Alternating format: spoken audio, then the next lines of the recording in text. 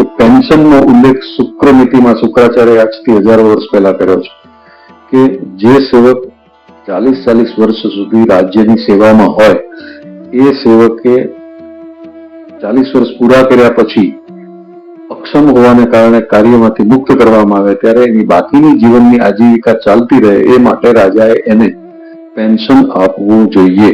આવો શબ્દ આવો શ્લોક અહીંયા કરવામાં આવ્યો છે. અને એ શ્લોકમાં આગળ લખે છે કે ત્યાં સુધી આપવું જોઈએ જ્યાં સુધી એના સંતાનો કમાવા ન લાગે.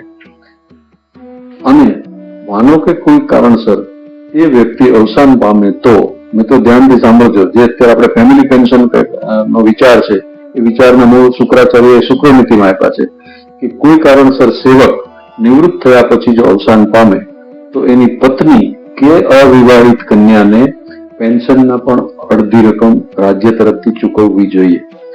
પગારથી અડધું પેન્શન હોવું જોઈએ અને પેન્શનથી અડધું ફેમિલી પેન્શન હોવું જોઈએ. આ વાત હજારો વર્ષ પહેલા શુક્રાચાર્યજીએ શુક્ર નીતિમાં લખી છે.